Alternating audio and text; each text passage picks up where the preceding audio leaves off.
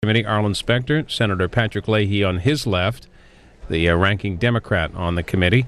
Here's how the schedule shapes up for today. The committee wraps up questioning this morning by members of the committee, Democratic members of the committee. Following that, at 11 o'clock Eastern, the Judiciary Committee will break for a closed session to review the FBI report on John Roberts. After that closed session, the committee will return and hear testimony from outside witnesses, 6 panels of outside witnesses. A 1 o'clock lunch break is scheduled. You see the nominee there. Back at 2 with more witness testimony, and the schedule has them wrapping up at about 6 p.m. Eastern. We'll be here all day with live coverage, and in just a few minutes when they start, the first couple of senators to testify or to ask questions, I should see, will be ranking Democrat Patrick Leahy, Senator Kennedy after that, and Senator Dianne Feinstein. This is live coverage on C-SPAN 3.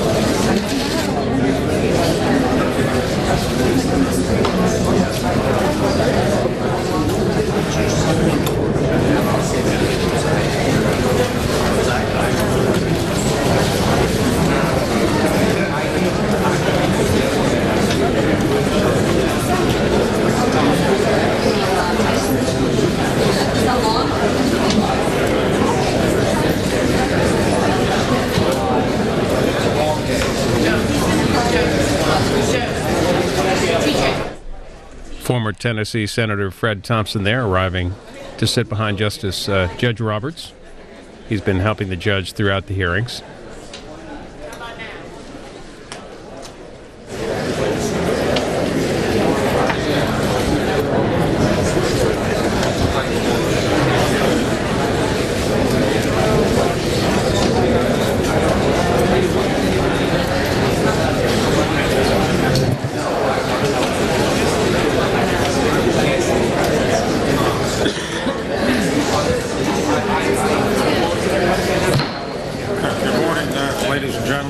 Judge Roberts. Morning, Mr. Chairman. We will now proceed to the third round of questioning, which will be abbreviated. There are 6 senators on the other side of the aisle who have requested additional time. There will not be a third round for any of the senators on the other side of the aisle. We will go into a closed session a little before 11, and we will turn to the outside witnesses hopefully at 11:30, and we project a conclusion late this afternoon. but that will depend upon the sequence of events. I now yield to my distinguished colleague, Senator Leahy, for 20 minutes. Thank you, Mr. Chairman. Judge, you're really going to miss this, aren't you? I mean, you're going to miss doing this every day. I mean, it's you're not even going to answer that one, are you? Well, it's a once-in-a-lifetime experience, Senator. Yes. When we left off the other day, you and I were discussing the Supreme Court's decision in the Christine Franklin, the Title IX case. This, for those who may have forgotten, is a case of very, very serious sexual abuse of a young girl by her teacher. I mean, it makes your skin crawl just to hear the facts of it.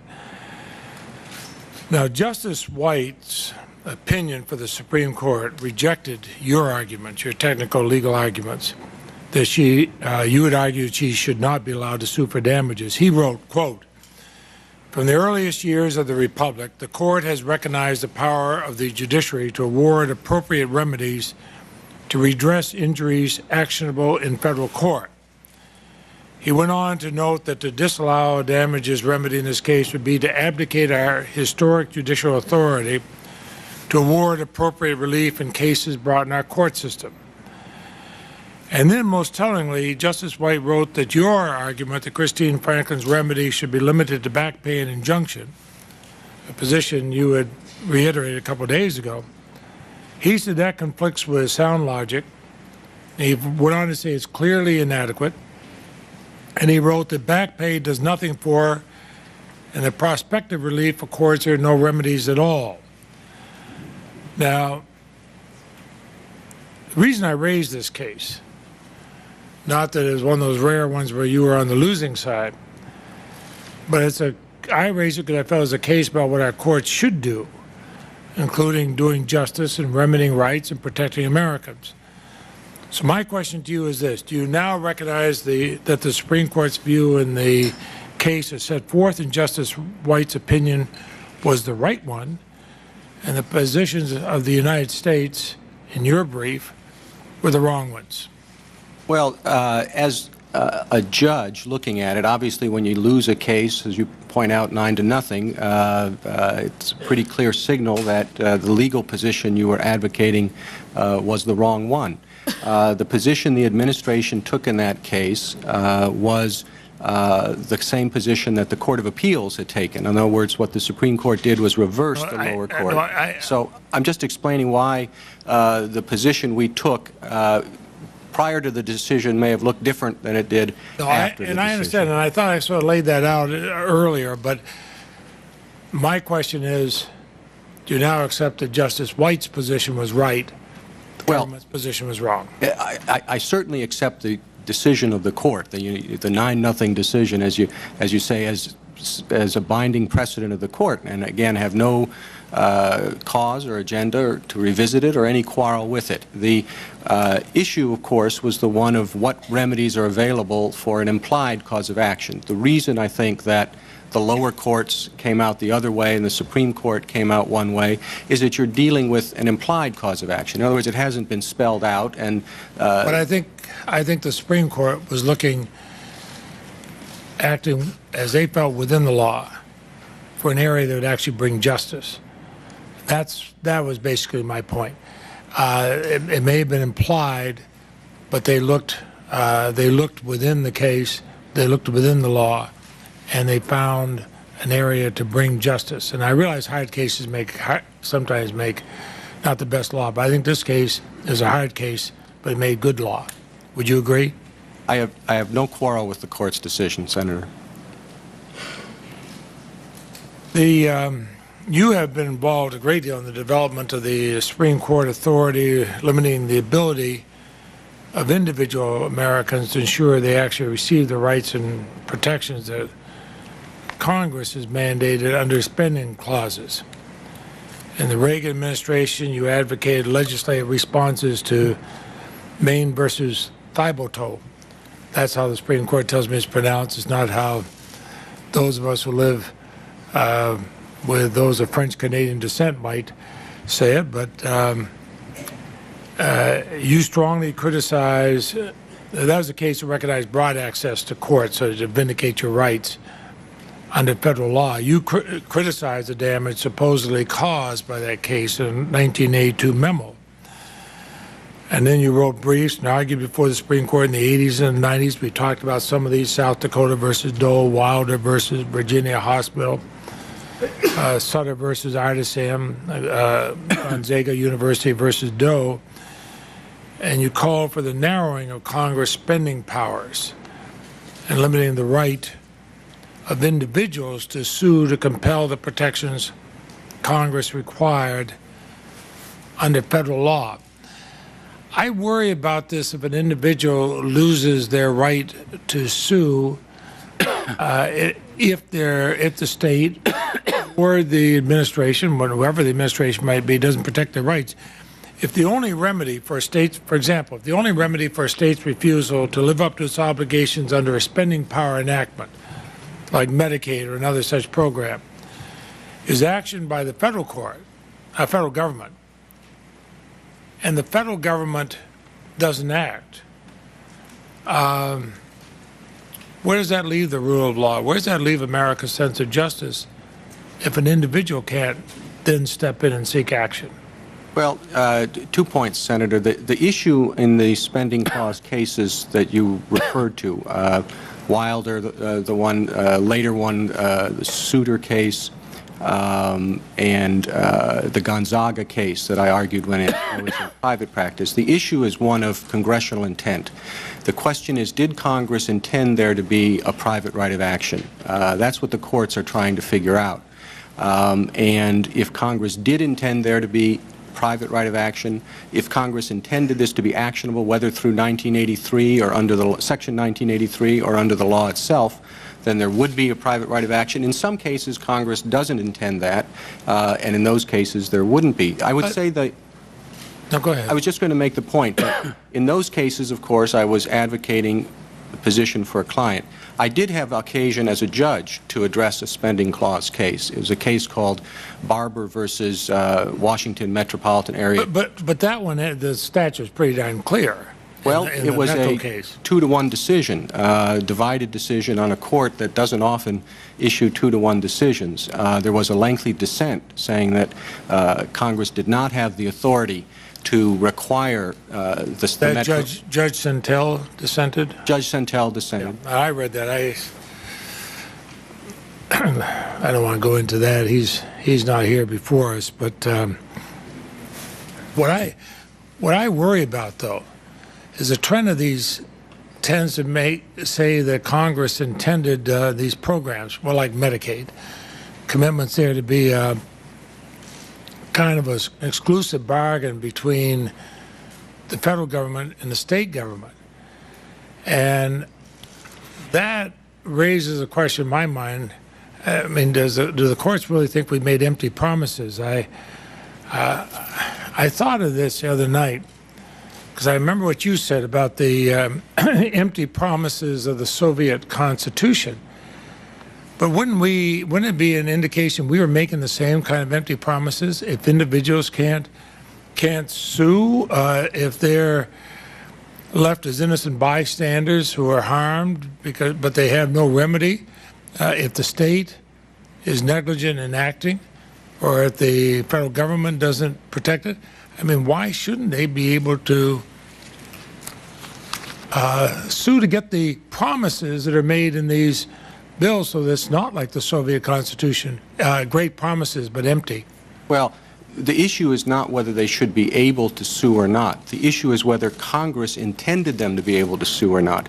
The issue doesn't even come up if Congress would simply spell out in the legislation, we intend these individuals to have the right to sue in federal court.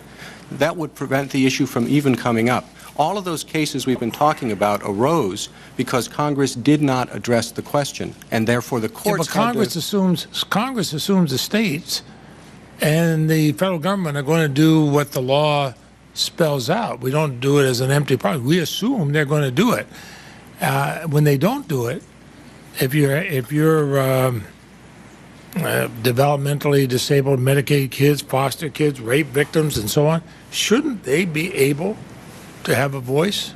Well, if Congress wants them to sue, all Congress has to do is write one sentence saying individuals harmed by a violation of this statute may bring a right of action in federal court. There are laws where Congress says that, and that question never comes up.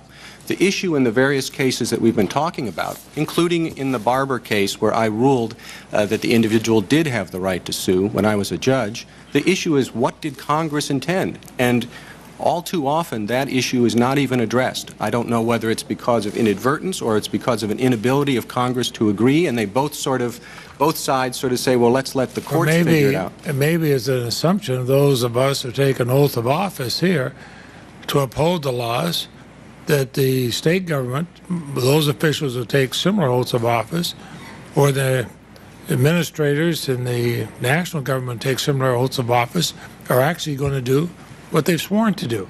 Well, can I move on, because it also goes to, and I understand your point on this, and we could probably debate this all morning long, but I hope you understand my concern, and which is the concern of a lot of the American people in this area. Let's go to another precedent that I know moved me a great deal, Gideon versus Wainwright. And as a young law student, I had an opportunity, my wife and I had an opportunity to have lunch with Hugo Black shortly after that, one of the most memorable times I had. He recognized, as a former senator, he recognized the Sixth Amendment's guarantee to counsel in a criminal case was a fundamental right to a fair trial. He called it an obvious truth that in our adversary system of criminal justice, any person held into court who's too poor to hire a lawyer cannot be assured a fair trial unless counsel is provided for him. Wonderful book, Gideon's Trumpet, that Sure. Anthony Lewis wrote. Doesn't Gideon stand for the principle that be meaningful? Such a fundamental right as the right to counsel requires assurances that can be exercised? Yes, I think so. I've often said that a lot of these difficulties, particularly in the areas of the legal errors being raised and collateral review, a lot of those difficult questions could be avoided if people had competent counsel from the very beginning. But doesn't the same principle embody, Gideon, that the Constitution guarantees a person's ability to exercise fundamental constitutional rights, doesn't that apply to other constitutional rights? I mean, to be meaningful, if we have these rights, they've also got to be real in people's lives. Well, I think the basic instinct and genius behind the Gideon decision was that without counsel to protect people's rights, they were going to forfeit them. They were going to waive them due to ignorance or inability to appreciate the proceedings, and that's why you need counsel at that stage. It's not simply because you have a right to counsel in the abstract. It was the recognition that having counsel is a way to ensure the protection of your other rights that you may not even be aware of. But that could be with a lot of our rights. I mean, they've got to be meaningful. You can't just say you have them. I'm really struck by your discussion of the Soviet Constitution. I totally agree with you on that, but we have 280 million Americans of all different economic and educational backgrounds, everything else. We have wonderful rights. Our Bill of Rights is, I think, one of the most amazing things ever written by democratic people. But the rights are only there if they're meaningful in people's lives, if they can be enforced. And ultimately, that may come right down to the courts.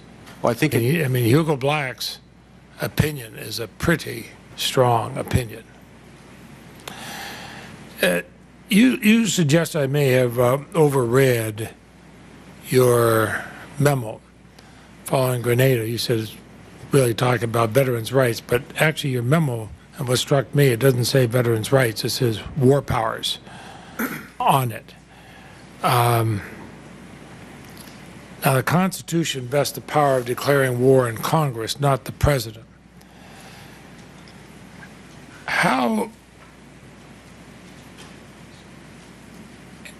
And And I still have a hard time squaring that with your inherent authority argument you advanced in that Grenada memo. Maybe I could ask it this way.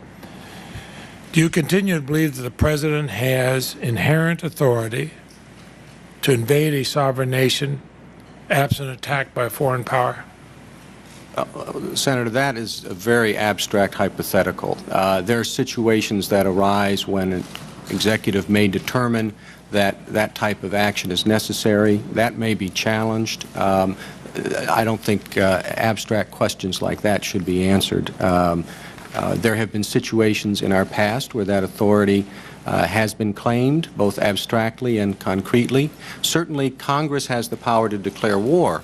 But as you know, of course, there have been several incidents in our history, the Korean War, the Vietnam War, others where there has been authorization for the use of force, but not a declaration of war. You know the history. When Madison's original proposal gave Congress the authority to make war, and he thought that should be changed so that the executive would have the authority to respond to an invasion, and I appreciate that part of your question. But you also have George Washington. You're going to quote people back that time. George Washington spoke of no offensive expedition of importance can be undertaken until after Congress shall deliberate the subject and authorize such a measure. So I'll go to the flip side. Well, can Congress stop a war? Well, that's of course a difficult question. Now, Congress has always exercised the power of the purse with respect to activities of that sort and regulated the funding for that type of activity, and that's, of course, always been the core of Congress's authority. But the question to actually terminate hostilities that the executive has determined to initiate, either with or with the authorization of Congress, or in a situation of congressional silence or acquiescence, to go back to the Youngstown decision, the issue of what Congress's authorities are to terminate, short of exercising its power with respect to the purse, those are unsettled and I think have to be addressed in the context of a particular case. And the memo to which you refer, again, I was a lawyer for the executive, and any cautious lawyer for the executive, without regard to the administration, would be on the alert for any type of suggestion that there are limits on that power. To show you how cautious you were, you wrote, there's no clear line separating what the president may do on his own and what requires a formal declaration of war, but you conclude the exercise of presidential power in connection with the Grenada incident fell comfortably on the legitimate side of the line. What's the situation fall on the illegitimate side of the line, where a declaration of war would be needed? Well, you take the history anyway. If you have a situation like the Korean War taking place without a declaration of war, the war in Vietnam taking place without a declaration of war, I think it's difficult to articulate in the abstract where the line would be, other than the fact that throughout our history there have been those significant types of engagements that I suspect all of the people involved in them thought were a war, that did not have a congressional declaration of war. So again, where the line is drawn or how it would be drawn in a particular case, or even what the role of the courts would be. As you know, in these areas there's often an initial dispute. Is this a justiciable question that the courts should entertain in the case of litigation and a conflict between the executive and the legislative concerning something like whether a declaration of war was required? That would be a question the court would have to address before reaching the merits. Let me switch gears again. Senator Grassley, who's not here right now, and Senator Specter and I have worked for several years to shed some light on the FISA court, the Foreign Intelligence Court.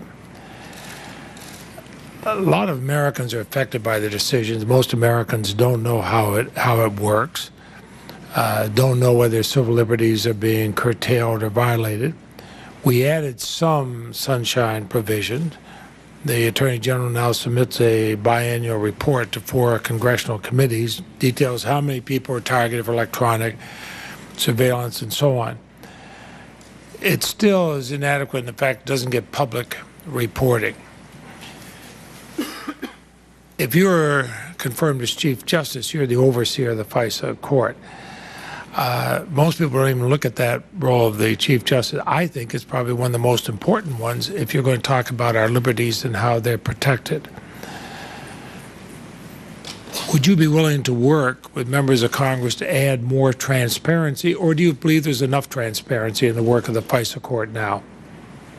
Senator, you said you think this is something most Americans aren't aware of. I'd suggest probably most judges aren't well, that's aware of probably it. so. It is a specialized court. I will tell you, when I became aware of it, it's a surprising institution. It's an unusual setup. Certainly different than what we think in our system of open courts. That was exactly my reaction. On the other hand, Congress, in setting up the court, obviously concluded there were reasons to do it that way. I was asked a question about appointing the judges to it, and my response was that given the unusual nature of it, a very unusual nature, given the usual traditions of judicial processes, that the people appointed to it have to be the people of the highest quality, undoubted commitment to all the basic principles, both of the need for the court and the need to protect civil liberties.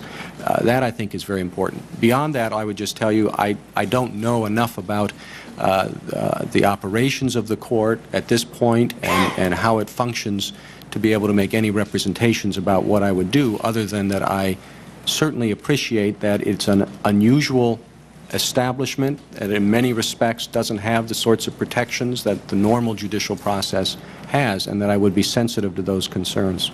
And I'd hope, and I realize my time is up and I apologize, but I'd hope that if you are confirmed, that you might be willing, and I think Senators Grassley, Specter, and myself could put together some suggestions, at least keep an open mind on it. Certainly, Senator. Because in an electronic age, in a digital age, when more and more information is being pulled in on Americans that we sometimes don't even know about, it is frightening. We want security, but we want to be like, as Benjamin Franklin said, if people would give up their liberties for security, deserve neither. Thank you. Thank you, Mr. Chairman. Thank you, Senator Leahy. Senator Kennedy for 20 minutes. Thank you. Thank you very much, Mr. Chairman. Good morning. Good morning, Senator Roberts.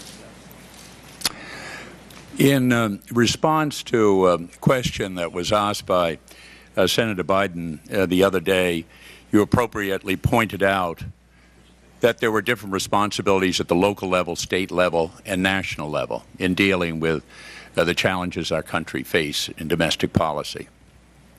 I want to talk about what you understand are the powers that we have at the national level. And I want to start off with the issue on racial discrimination, discrimination on the basis of race in our society. We've talked about this in different ways over the past few days, and our founding fathers did not get it right in the Constitution. We've had the Civil War, the struggles of Dr. King. Do you believe that we have the authority and the power to pass legislation to free ourselves from the stains of racial discrimination?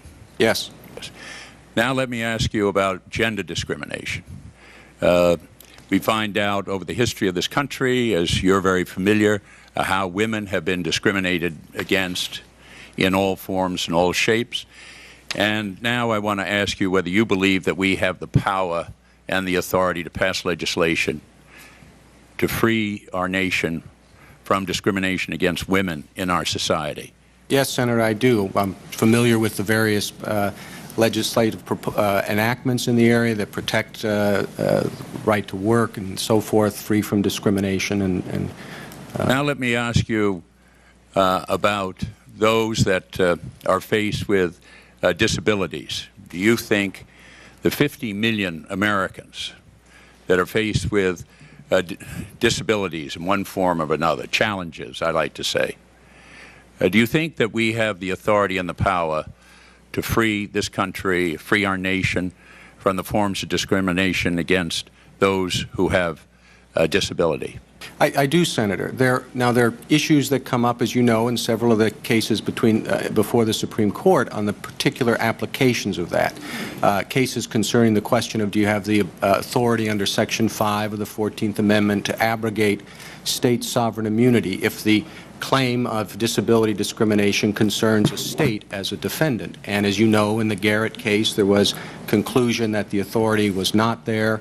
Later in the Lane case, under Title II of the Americans with Disabilities Act, the conclusion was that a sufficient record had been established that there was the authority. So while as a general matter there is the authority, in a particular case it may come up against other provisions in the Constitution, in that case the recognition of state sovereign immunity, and that presents an issue that the courts have to address.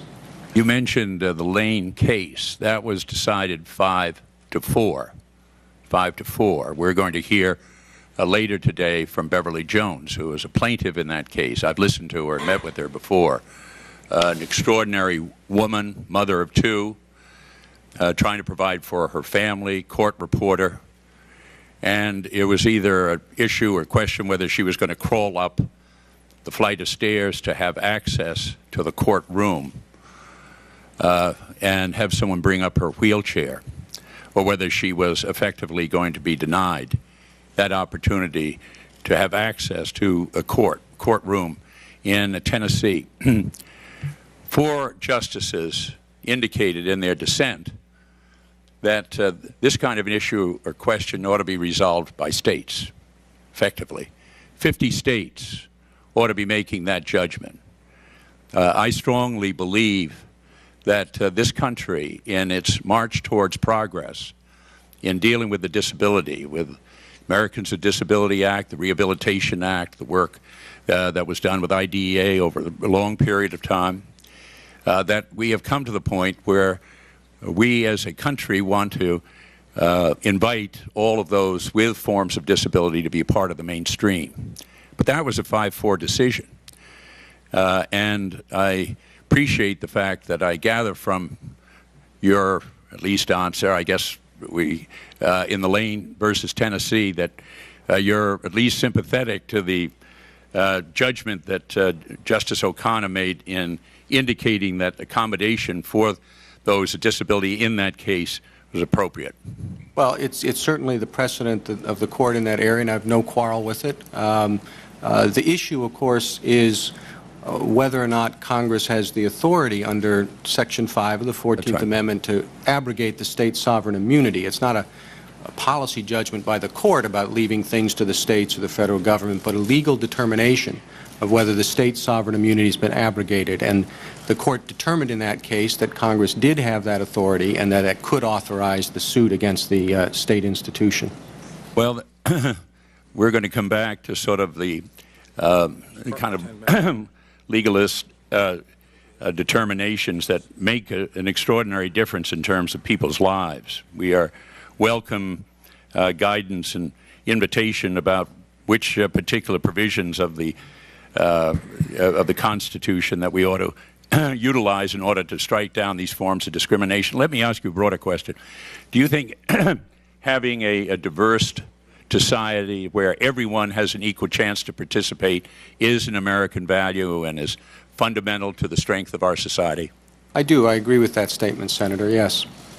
I do too, and I want to just review very quickly what I consider to be a sort of a pattern in different judgments that you've made over a period of 20 years. We haven't got a lot of time, and I'm not going to bother going through the memorandums, but unless you would like to. But for someone who is black or brown, a woman, or disabled, and looked at a pattern over 20 years where you were actively involved in the Reagan administration against affirmative action. I'm leaving out the whole issue of quotas. All of us oppose quotas.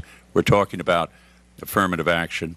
And you expressed strong reservations about the affirmative action. Then in 1991, in the FCC case, you as the advocate for the U.S., the acting Solicitor General, refused to take the position of the FCC, your own client. and the FCC filed briefs in favor of its own affirmative action program, and your office opposed the FCC. This is, as I understand, extremely unusual. Part of the difficulty that we have, Judge Roberts, is we don't have your records on affirmative action. They were in the Reagan Library, and at some time they became misplaced, and we don't have those records to be able to give a complete review of these documents, although what I'm stating here is factual. And we don't have the information that we requested from the Solicitor General's office, who, as you appropriately mentioned yesterday, was America's lawyers. In this particular case, in the Solicitor case, where the FCC, with its affirmative action program that recognized that with all of the broadcasting and the television station, there were no minority-owned stations, and they had a very modest program. They petitioned you, who regularly were going to intervene in behalf of the FCC, and then you made a judgment that you would not, that you would enter a brief in opposition to it. The Supreme Court came out in favor of the FCC. I know that the standard altered and changed subsequently on that case. And then in 2001, you took a private case to basically see that the Department of Transportation's affirmative action program that applied in this case to the highways, which has been overwhelmingly supported by the Congress year in and year out, would be effectively undermined. The point I'm asking here is, given these series of actions over a period of time, what do you think in your record would give some sense of hope to women, to minorities, blacks and browns, to those that are disabled, that are not looking for a handout, but just looking for a chance in this diverse society to be able to have an equal opportunity? Well, Senator, I think there's a great deal in my background that you could look to in that respect. For example, you could look to the cases in which I argued in favor of affirmative action. I've argued on both sides of that issue. In the Rice versus Cayetano case, for example, before the Supreme Court, I argued in favor of affirmative action for Native Hawaiians. I lost that case, but I was arguing on the side of affirmative action. There are other episodes in my background that people could look to. For example, I regularly participate in, when I was at my law firm, a program sponsored by the firm, a legal reasoning program for minority and disadvantaged students going on to law school, to help them prepare for the rigors of law school. So not simply that they would be chosen and selected and admitted into law school, but be in a better position to be able to succeed once they got there. With respect to the FCC case that you mentioned in the Metro Broadcasting case, I think a fuller understanding of the situation there is necessary. The United States had already taken a position before the FCC opposed to the FCC program. And that put the Solicitor General's office in the position where they had the position of the United States, which was opposed to it, and the FCC position, which had prevailed before the District of Columbia Court of Appeals. I authorized the FCC to defend its position in court. That was a discretionary decision. I didn't have to do that, but I thought the Supreme Court, in a situation where the FCC, part of the United States, and the formal position of the United States before I had ever gotten involved in the case were at loggerheads, that the court should have both views and decide the case. They did decide it in favor of the FCC 5-4, and as you noted in the other case that I participated in, later the Supreme Court overturned that decision. The long and short of it is that if you look at my record on the question of affirmative action, yes, I was in an administration that was opposed to quotas. Opposition to quotas is not the same thing as opposition to affirmative action. That was something that President Reagan emphasized repeatedly. I argued against quotas in the FCC case. I argued in favor of affirmative action in the Hawaiian case. In terms of my own personal involvement, I've been active in programs that promote the interests of minorities and disadvantaged to participate fully in our society. Well, as you know, in the Hawaiian case, that was not an affirmative action case. You gave that response to Senator Durbin in the written answers to the when you were promoted to the circuit court, and in the case itself, it indicates that it was not an affirmative action. But if all right, well, let me go. We'll agree to disagree. I've just got a short time left. Stan. On the EEOC, there's the quote that you have. This is the Equal Opportunities Commission that was set up in 1964 as part of the 1964 Act. And it was basically set up at the strong suggestion and recommendation of Everett Dirksen, who played a key role in order to try and deal with the discrimination on women, on race, on ethnicity, national origin. And so they set up a commission in order to be able to take the various complaints. They didn't think they'd have many complaints. They had, first year it had 9,000 complaints, and it's been doing extraordinary work ever since. You mentioned in your memoranda that we should ignore, you're familiar, I think, with these words. They've been written up in the journals, and you can probably recognize them. We should ignore the assertion that the EEOC is un-American, the truth of the matter notwithstanding.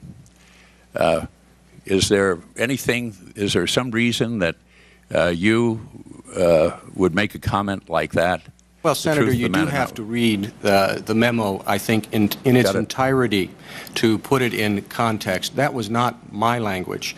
That was the language, the un-American reference was the language that was employed by an individual who had a case before the EEOC. He actually won his case before the EEOC, but he didn't like the difficulty and the time involved. He wrote to the president, and he said two things. One, that his treatment at the hands of the EEOC was un-American, and two, that the president had promised in the campaign to abolish the EEOC, and he wanted to hold the president to that promise. It was my responsibility to figure out how to respond to this complaint that had been received. And how we responded was by protecting the EEOC from interference by the president in any political way, by protecting the EEOC from this sort of complaint. We did not go to the president and say, you've got to do something about the EEOC. We didn't pass on the legislation, the objection at all. And the point of the letter, when you read the whole memorandum, you see 2 points. The first is that I was unable to determine, in the short time I had to respond, whether or not the president had made such a pledge to abolish the EEOC. I simply didn't know. And I said that in the paragraph, if you read it. And that's what the truth of the matter notwithstanding is referring to, the question of whether or not the president had promised to abolish the EEOC. I say right in the memo that we cannot determine that. And whether his treatment was un-American or not, it's beside the point. We don't interfere with the activities of the EEOC. That was the conclusion, and that's what we did in that case. Well, Mr. Chairman, I'd ask that the memo be included in there. I think the fact that you say that the assertion that the EEOC is un-American, the truth of the matter notwithstanding was your comment. You do need to read the prior clause. I'll include that, but I want to come, because I'm in the final few minutes, and I will. I've read it a number of times, and I'll include it in the record, and we'll let the record stand. When Senator Kennedy's line of questioning is finished and he's used his time, you'll have the memo and you can respond. Thank you. At the outset of my questions, I talked about Earl Warren, and you were enormously complimentary about Earl Warren, about him understanding not only the law, but also understanding the importance of a Chief Justice, bringing other justices together in a very important way in terms of dealing with a societal issue and a question, and I think we're a fairer country and a fairer land because of this. This was really the bringing together of the mind and the heart. Oliver Wendell Holmes said it's dangerous to think about legal issues can be worked out like mathematics. And another nominee who was here not too long ago had this to say about the head and the heart. What you worry about is someone trying to decide an individual case without thinking out the effect of that decision on a lot of cases. That is why I always think law requires both a heart and a head. If you do not have a heart, it becomes a sterile set of rules, removed from human problems, and it will not help. If you do not have a head, there is the risk that in trying to decide a particular person's problem in a case, that may look fine for that person, but you cause trouble for a lot of other people, making their lives yet worse.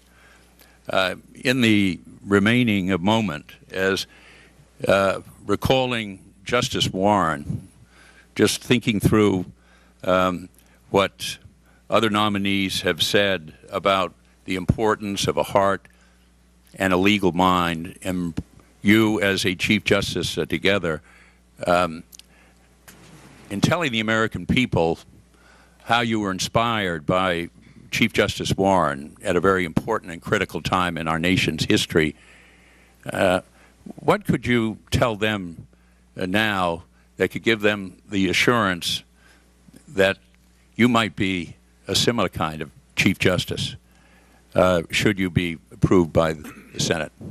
Well, Senator, my point with respect to Chief Justice Warren was that he appreciated the impact that the decision in Brown would have, and he appreciated that the impact would be far more beneficial and favorable and far more effectively implemented if it was the unanimous court, the court speaking with one voice, than a splintered court. The issue was significant enough that he spent the extra time in the re-argument of the case to devote his energies to convincing the other justices, and obviously there's no arm twisting or anything of that. It's the type of collegial discussion that judges and justices have to engage in, of the importance of what the court was doing and an appreciation of its impact on real people and real lives.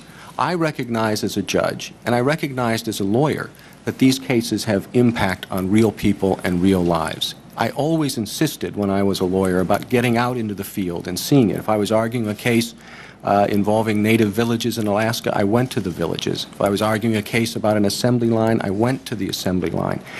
You had to see where the case was going to have its impact and what its impression was going to be on people.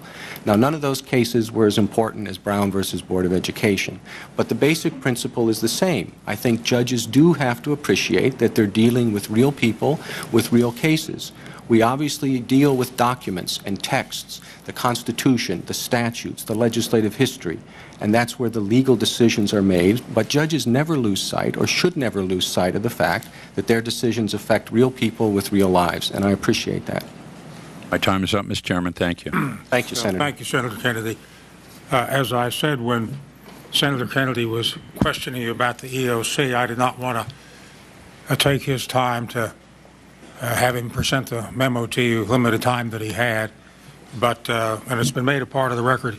Senator Kennedy, if you would make the memo available now to Senator Kennedy, if I could have your attention. If you'd make the memo available to Judge Roberts now, so that he can comment it now without having taken your time to do that.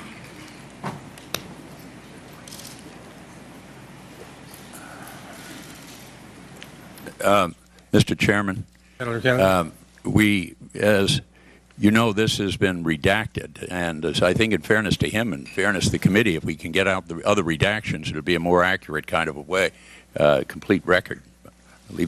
Well, if it's possible for Judge Roberts to deal with the redactions, that would be fine. I think the redactions simply identify the individual. It's, the individual is making the complaint who had his case. The only thing I would emphasize is that the language that was quoted was part of a sentence, and the question of what the truth of the matter is referring to goes to the first part of the sentence that was not read, which is the assertion that the President promised to abolish the EEOC. That was the matter that I could not determine in the time available, whether that was correct or not, so I said the truth of that matter notwithstanding. And I'd also emphasize that any reference to the phrase un-American is always in quotes to make it clear that that's what the writer of the letter said, and certainly not what I said, and certainly not my view then or now. Senator Kennedy, do you want to follow up on that? Well, I think we've been over the it's, after all is said and done, about finding out what President Reagan wanted to abolish or not abolish. That really wasn't the issue or the question. And the question isn't about whether the use of the un-American is obviously unacceptable. I mean, and they're dismissing that. But the Judge Roberts said the assertion the EEOC is un-American, quote, and he's quite right saying that they were dismissing that word, but then he adds the truth of the matter notwithstanding. I think it's not unreasonable to assume that he somehow was disparaging the EEOC. That's all. I'm glad to let the record stand, Mr. Chairman. Any counter reply? Well, I'm glad to let the record stand, just as long as the whole memorandum and it's the entire sentence that's being discussed. But we finally come to one point of agreement. Senator Feinstein for 15 minutes. Thank you very much, Mr. Chairman. I want to just say one thing. I don't really know what I'm going to do with respect to voting for you or voting against you. I had one impression of you when we had our hour in private. And to a great extent, I think I came out of that meeting with a different sense of you. And, of course, the impression that I have today is of this very cautious, very precise man. Young, obviously with staying power. I mean, you've gone through this in a remarkable way. I'm convinced you will be there, God willing, for 40 years. And that even concerns me more because it means that my vote means more. And I come from a different side than the Republicans do, with different concerns, I think, different life experiences. Last night, we gave you the Plyler memo. Senator Durbin asked a number of questions. I asked a few. And you read that memo, I hope, last night. I did, Senator, yes. Do you believe you were wrong? Well, Senator, on the underlying Could you say you were wrong if you believed you were wrong? Well, I can say that the reason I'm hesitating, and this is what was brought out in the Congressional Research Service memo that you attached to it. These issues come up all the time in related questions. I have no quarrel with the court's decision. As you know, it was a 5-4 decision on the legal question, not the question. I certainly believe every child should be educated, regardless of immigration status. My own view is that if you have a child, it should be, he or she should be educated, and you worry about status later. Just say yes, regardless of immigration status. As a personal view, yes. It's a separate issue as a legal question, as you know. And the court in Plyler split 5-4. Among the dissenters, the people who agreed with the position that the administration, or the position discussed in the memorandum, were Justices White and Justice O'Connor. And I would not take their subscribing to the position of the dissent in Plyler versus Doe as suggesting that they in any way have less than fully developed and sensitive concerns about children and education. Justices White and O'Connor don't, and they're not subject to criticism on that score simply because their understanding of the law was came out in the dissent in Plyler against Doe. So I would just try to make sure that people appreciate that saying that this is what you think the legal determination was, because the issue there was the Texas legislature, the representative of the people of Texas had reached a certain determination about funding and what how they wanted to fund particular activities, and that was what the litigation was about. It's not a question about whether you believe in educating children or not. I don't think Justice O'Connor didn't believe that children should be educated, yet she was in the dissent in that case. I understand. Let me just give you two human dynamics. One of the people in public life that I most respect is a mayor in my state of a small immigrant community called Orange Cove. His name is Victor Lopez. I've known him for about 10 years. I have watched him, and I'm a former mayor, try to build a town from nothing. I was there weren't sidewalks, there weren't schools. He has managed to do it. He has given his people a sense of pride. They're all agricultural workers, a sense of pride and dignity. To me, that's the American dream. It's the federal job to keep illegal immigrants out, but once they're here, it's our job to see that they have certain basic rights, I think, among them education. Another interesting twist to this is in 1986, an amnesty was passed. Plyler was in 82. If the decision had gone the other way, you could have seen the enormous problem that would have happened in 86, when all these children, then legal, absolutely, still would have been denied school. So I think that's an interesting twist. Now, Duke Law School professor Catherine Fisk examined 9 cases heard by you while you were on the Court of Appeals. Her review concluded that you ruled in favor of a corporation each time. Consequently, she made this prediction, quote, "You're going to be a fairly reliable vote against workers' rights across the board," end quote. Would you respond to that, please? I think the conclusion is wrong. I would suggest that any examination of 9 cases is too small of a statistical sample to draw any conclusions of that sort. I know that I've ruled against corporations on a regular basis on the D.C. Circuit. I think I just saw a study, a more comprehensive one, that suggested I tended to rule against corporations more than the average judge. I don't want to.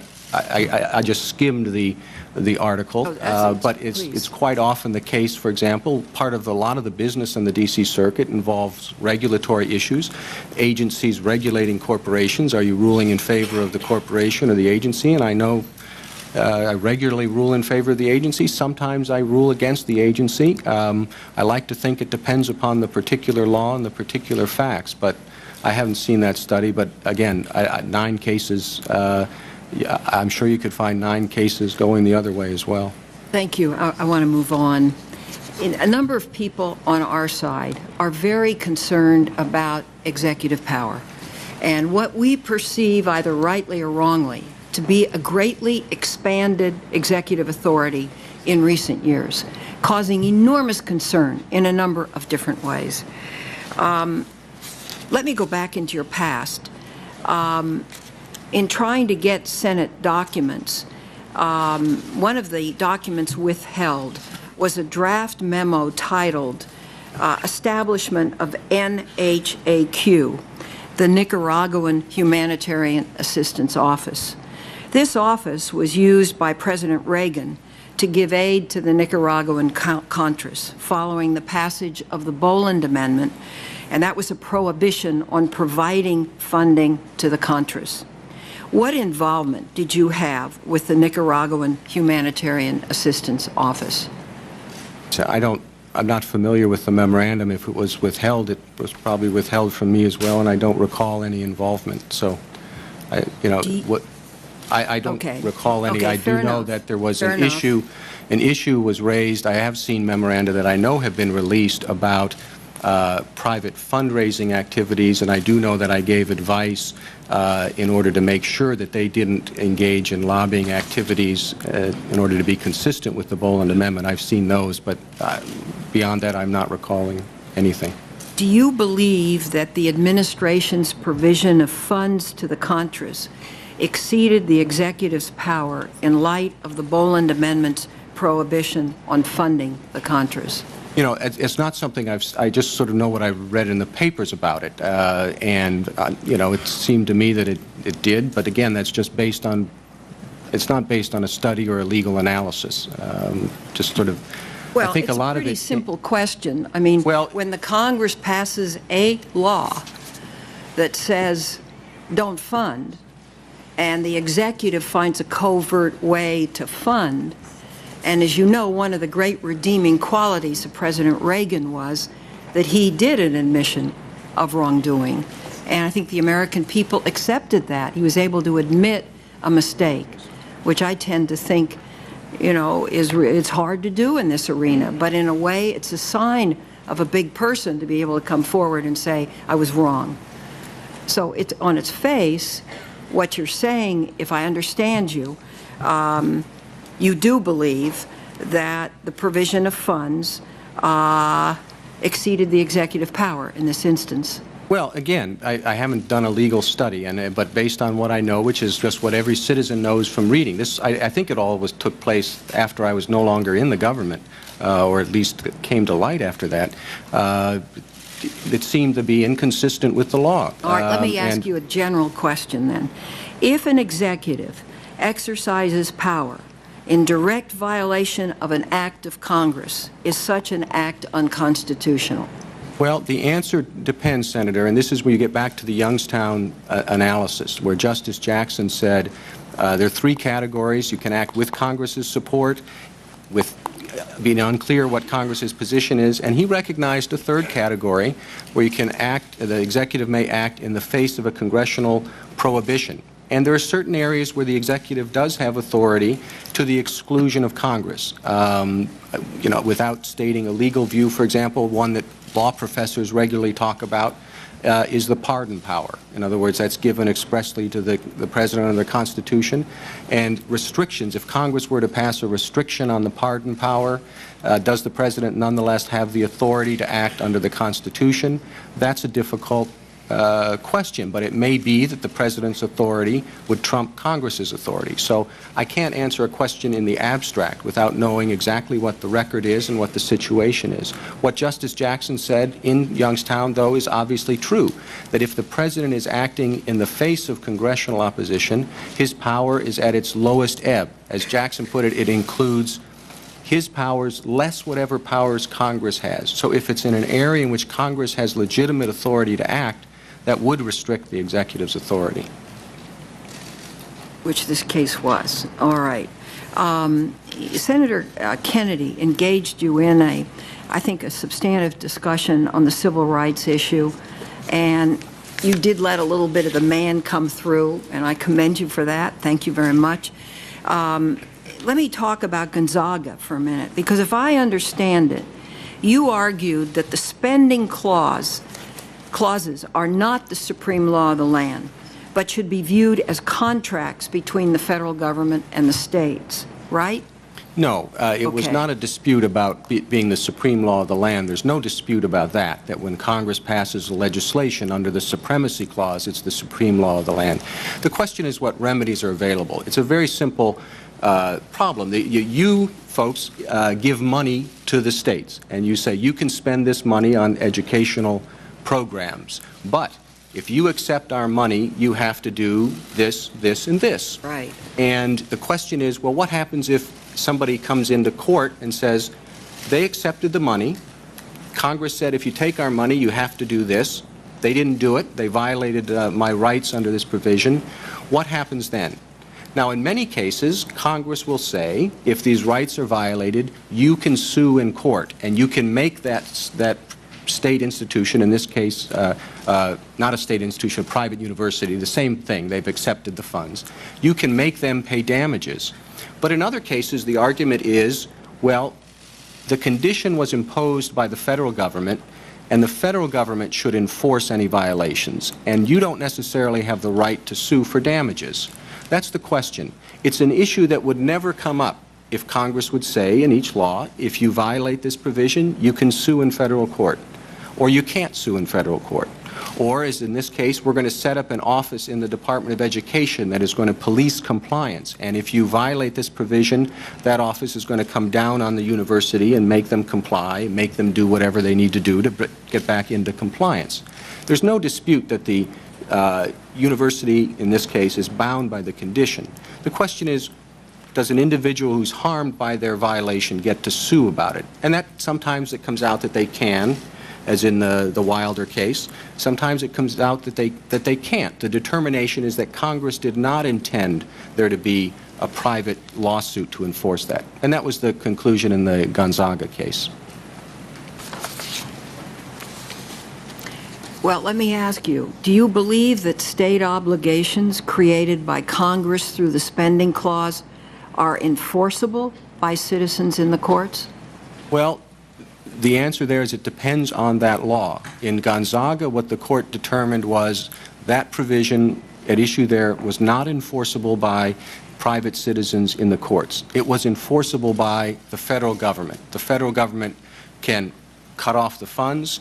More likely the federal government can enforce the provision through proceedings against the university. In the Wilder case, a different statute, the court determined the condition in that case, the Medicare or Medicaid funding case, was enforceable. A private citizen could go into court because the view of Congress's intent in that case came out differently than it did in the Gonzaga case. Thank you. Let me just finish this quickly. I'm not a lawyer, and I don't really know how to ask this question, but let me try. When is it a contract, and when is it the law? Because if it's a contract, that affects a whole host of laws that we pass that are very important. Medicaid, Title IX, No Child Left Behind, even the Internet Protection Act, all of these things. So when does a contract attach? It's always a contract. And sometimes, if the intent of Congress is that private parties be allowed to sue, it's more than a contract. But it's always at least a contract. So the intent has to be a specific intent. It doesn't, no, the courts don't require that. They don't require that you specifically say you have the right to sue. But the court has to look at it and try to figure out, did you intend, when you put this provision in, did you intend private parties to be able to sue for damages? Or did you expect the Department of Education to enforce that and have the authority to cut off the funds or to impose other conditions because a university is violating it? And as I said, some cases come out one way and some cases come out the other way. But in each of those cases, what the court is trying to do is figure out what you, the Congress, meant in that statute. I think my time is up. Thank you very much. Thank you. Thank you, Senator. Thank you, Senator Feinstein. Senator Feingold, recognized for 20 minutes. Thank you again, Mr. Chairman, for your willingness to allow us this additional round, and thank you, Judge Roberts, for all your patience throughout this whole process.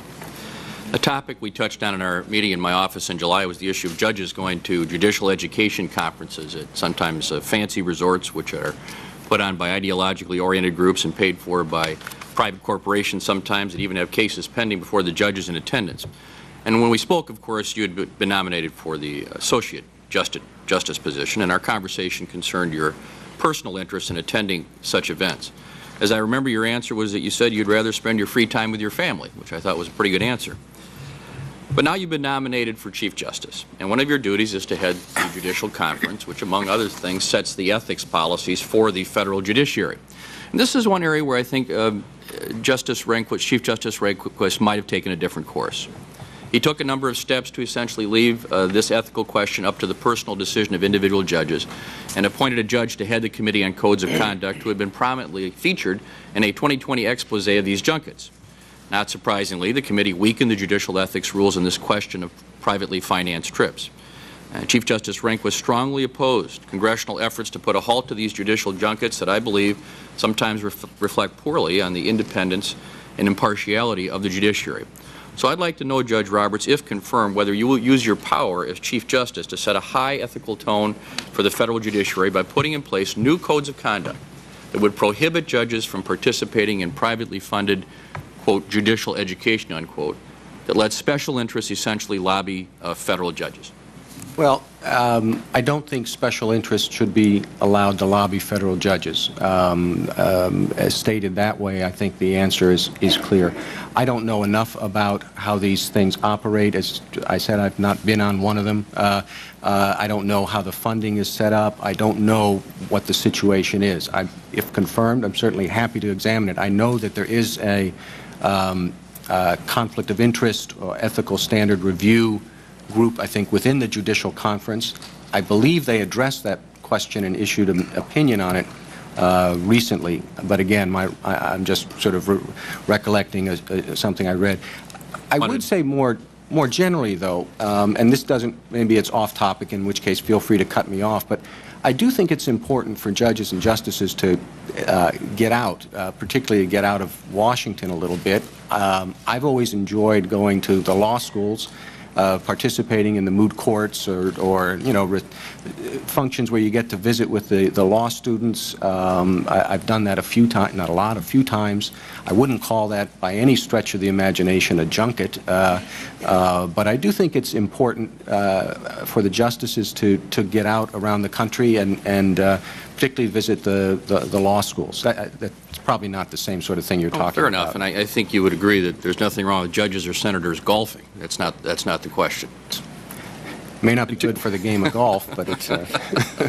In 2000, Chief Justice Rehnquist wrote a letter supporting repeal of a provision of the Ethics Reform Act of 1989 that bans honoraria for judges. Do you believe that the law should be changed to permit judges to take honoraria for speeches or appearances?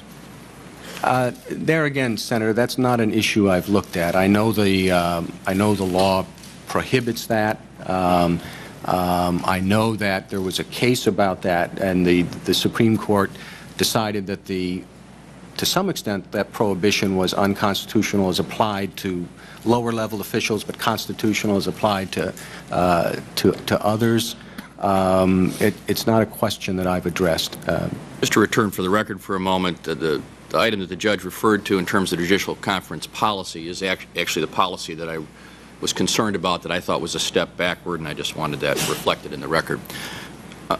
I'm also, Mr. Chairman, wanting to put an item in the record. I'm not going to ask more questions about Judge Roberts' memo recommending against the President, stating that HIV could not be transmitted through casual contact. But I do want to make sure the record is complete. I'd like to submit for the record Judge Roberts' memo on that issue from September 1985, Centers for Disease Control documents from 1982 and 1985, and a number of news stories from August and September 1985 reporting the CDC's conclusion that HIV could not be spread through casual contact. I would note that there are several articles in this collection from the Washington Post on September 4th, 1985, the date of the article that Senator Coburn submitted yesterday, that I think makes this clear as well. Chairman, if those items can be entered in the record. Mr. Chairman. Yeah, without objection, so ordered. Turn again to the death penalty. When you worked in the Reagan administration, you expressed strong opposition to federal courts reviewing criminal convictions in state courts via writs of habeas corpus. As you know, prisoners who believe they were wrongly or unfairly convicted in state court can seek to have the federal courts hear their claims via writ of habeas corpus. Habeas corpus is a fundamental part of our legal system that has long protected individual freedom. In a 1981 memo, you argued that the availability of federal habeas relief to state prisoners, quote, goes far to making a mockery of the entire criminal justice system. In that same memo, you said, quote, the question would seem not what tinkering is necessary in the system, but rather why have federal habeas corpus at all, unquote. Then in 1983, as Senator Leahy brought up yesterday, you suggested if the Supreme Court wanted to reduce its caseload, it should, quote, abdicate the role of fourth or fifth guesser in death penalty cases, unquote. Not First Amendment cases or antitrust cases, but death penalty cases. I know that you've said that your memos in the Reagan administration reflected the views of the administration and not your own, but in this area at least, your memos clearly indicate, I think, that these were your views. With the 1981 memo, for example, there is a cover note in your handwriting directing that the memo be sent to John Rose, an Assistant Attorney General at the time, with a cover note that reads, quote, the attached memorandum contains some thoughts on habeas corpus reform. For whatever you think they're worth, Judge Friendly and Justice Rehnquist would never have forgiven me if I'd remained mute, unquote. Well, that sounds a lot like a memo advocating your views, not those of the Department. With regard to the memo from 1983 that I mentioned, you were analyzing the Chief Justice proposal to create another intermediate appellate court to take the pressure off the Supreme Court's docket, and you said, and I quote, my own view is that it is a terrible idea. And you went on to say that the fault lies with the justices themselves who take too many cases, including death penalty cases. And you sent a personal letter to Judge Friendly in 1981 that said, quote, this is an exciting time to be at the Justice Department when so much that has been taken for granted for so long is being seriously reconsidered. To cite just one example, serious thought is being given to reform of habeas corpus. I do not know what will eventuate. As you noted, what has come to pass as the great writ is regarded by many lawmakers with no ideal of the problems as unalterable perfection, unquote. Now that discussion in a personal letter sounds like your own opinion as well. A decade later, when you were at the Solicitor General's office during the first Bush administration, you signed several briefs that sought to strictly limit federal habeas review. And in 1993, while in private practice, you testified before the House Republican Task Force on Crime in favor of further habeas restrictions. The comments in your memos from the 1980s, I'm sorry to say, don't even show the slightest concern about innocent lives possibly being lost if federal habeas were eliminated. Does the possible hostility toward the habeas process that was expressed in those memos, particularly in death penalty cases, reflect your current view on federal habeas, or have your views changed or evolved? Well, as you know, the law has changed and evolved dramatically since the early 80s. And at least with respect to my personal letter to Judge Friendly, I guess I thought it was a personal letter, the situation has changed dramatically, as you know. What I was referring to in the early 80s was a situation where there were no limits on repetitive habeas corpus petitions. 4, 5, 6, dozens of different petitions could be filed repetitively. Congress saw that as a problem. Congress acted to address the very concerns that I was raising there and passed legislation. The Supreme Court saw it as a problem. The Supreme Court acted in a number of cases, the Teague case and others, in limiting the availability of successive and repetitive habeas petitions. Actually, what happened is the Supreme Court, I think, started down that path, and Congress made the decision that this is something they should look at in a more comprehensive way. So Congress passed laws that restrict when people can file repetitive and successive petitions. Those are the very concerns that I was talking about. They were concerns that had motivated the first person I worked for as a lawyer, Judge Henry Friendly, to write on the subject. He wrote a famous article on habeas reform entitled, "Is Innocence Irrelevant?" because he thought these successive petitions had made sort of a game out of the whole process, in which the question of innocence was totally lost in these successive petitions. And the references to the Great Writ, yes, of course, the writ of habeas corpus has an established heritage as a basis for complaining about illegal confinement. But all the stuff we're talking about there, the 4th and 5th successive petitions raising new issues that should have been raised in the first petition, and as you know, that's what Congress's legislation focused on. But did you, Judge, didn't you not at the time, as I read your statement, advocate the abolition of federal habeas review? No, what the purpose of what I was saying was to certainly reform and abolish the system as it existed then, where people could file repetitive and successive petitions. And I'll tell you why. The main problem, and I think it's a particular concern in death cases, is that nobody along the way feels that they're making the responsible decision. If people get in a situation where they know, okay, if you're on a jury and you sentence someone to death, if you think, well, he's going to file habeas petitions in state court, and they're going to look at it then. After that, and the person who considers the state habeas petition says, I know there are going to be successive federal habeas petitions, they'll look at the issue then. Everybody is pointing fingers in opposite directions.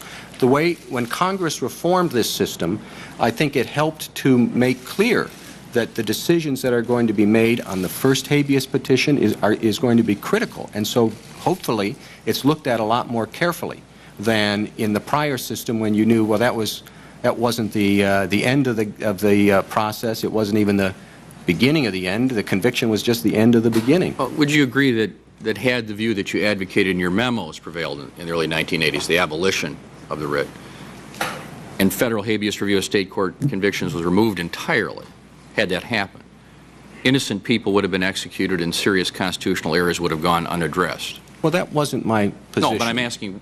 No. Had that view prevailed, not necessarily your personal view, but the abolition of the writ, isn't it the case that innocent people would have been? Oh, I'm not in favor now, and was not in favor then, of not allowing any federal habeas review. I'm asking you whether you wouldn't agree that, as a matter of fact, yes, had the writ been eliminated, that some innocent people would have been executed. Well, they certainly wouldn't have been able to assert their claim of innocence in federal habeas. Would not have. And people do succeed at that stage. I certainly think it serves a valuable purpose. But that, again, was not, you know, the situation with respect to habeas 23 years ago was quite different than it is today. And the reason it's changed, I think, is because Congress responded to those sorts of concerns. I take those comments as very important, and I know you can't comment on this, but there are further efforts now to further limit this right.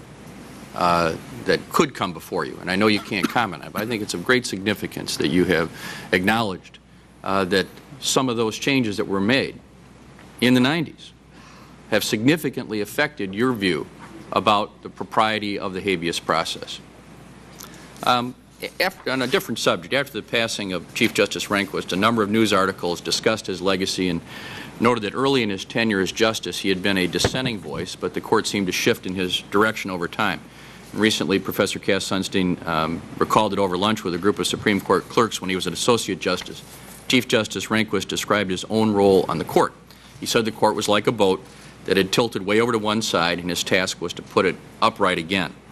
Do you believe that the Chief Justice has the duty to influence the overall philosophical direction of the court through his personal leadership or through opinion writing assignments or any other means, and do you think that is appropriate for the chief? It is appropriate for the chief to do that?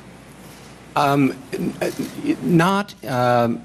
don't think using opinion or writing assignments as a way to try to promote a particular view or agenda is a good idea. And I don't think that Chief Justice Rehnquist did that. I do think if you go back and look at every year that he was the Chief Justice and just pick out what you think are the 10 or 12 biggest cases of that year, I think you will find that those cases are distributed very evenly among the 9 justices. And one reason I think relations among the justices were so collegial under Chief Justice Rehnquist's leadership, at a time when, of course, the court had very marked philosophical differences and sharp dissents in some areas, but everybody got along well. It was because the chief made a priority of being fair in his opinion assignments. I think that's the more important priority. Can you imagine ever changing your vote in order to be able to assign the majority opinion to yourself or to another justice, and do you think that such a practice is appropriate? No, I don't. In answer to both questions. So you would not do that? I wouldn't do that. I think that does, again, sort of trying to use that assignment power in a tactical way. It causes tension on the court, and I think undermines the ability of the Chief Justice to the extent he has that ability, and it's obviously limited to act as a force to help bring about some cohesiveness and collegiality. Thank you for that answer. On a different subject, some people blame plaintiffs' lawyers for various problems with the economy and the legal profession. Do you believe that lawyers who represent injured persons in product liability and medical malpractice cases are harming America? No. Having worked on the defense side for most of your non-government career, can you be fair in your rulings to plaintiffs seeking redress for injury? I'm going to disagree with your premise. I've represented plaintiffs' interests. I think if you look, for example, at the antitrust cases, I've argued more of them have been on the plaintiff's side than on the defendant's side. One of my co-clerks when I clerked for Justice Rehnquist is a very prominent personal injury lawyer, and I think he does a wonderful job. I know there are abuses in this area. There are abuses in the area of defense representation as well. I certainly don't have any biases one way or the other. Thank you, Judge. Judge, you argued an important case before the Supreme Court concerning who's protected under the Americans with Disabilities Act. It was called Toyota versus Williams. Ms. Williams suffered from hand, wrist, and arm pain while working in an engine assembly line.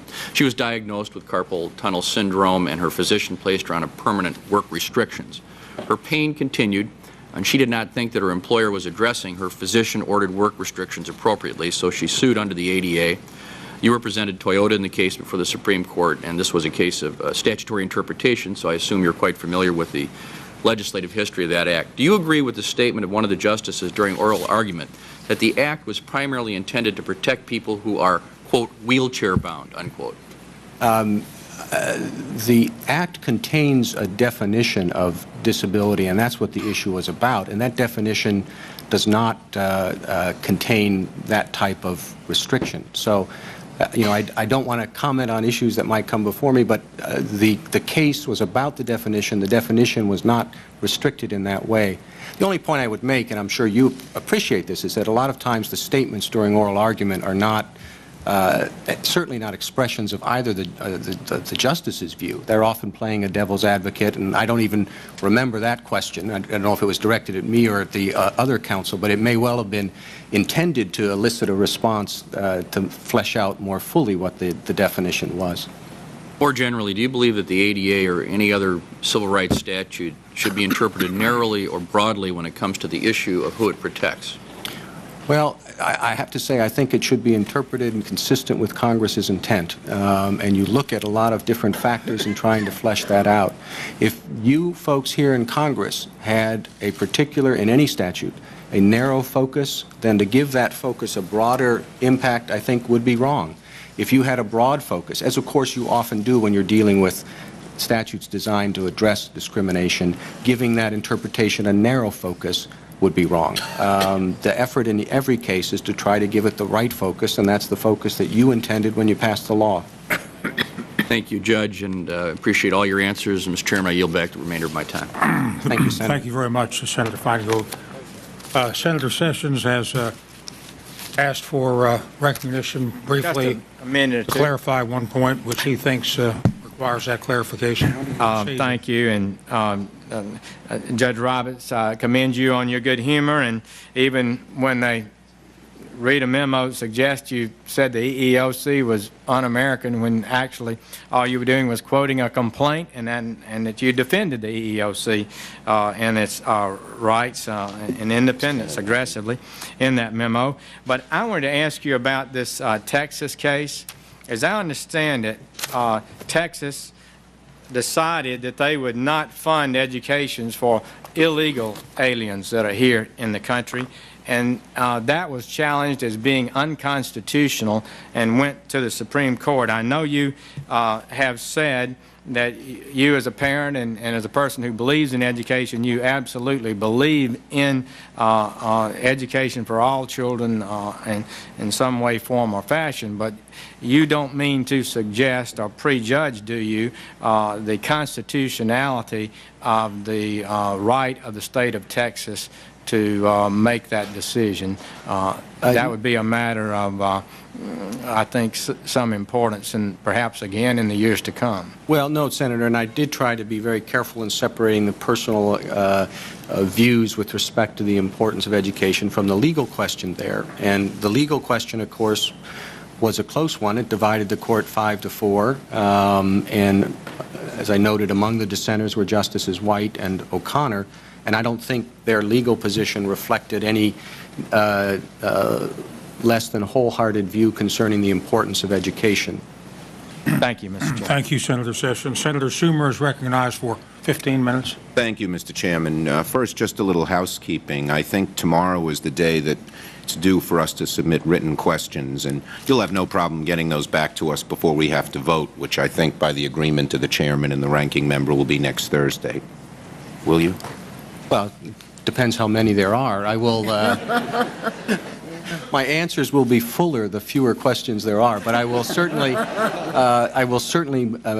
obviously make every effort to get them in as soon as possible. Next question.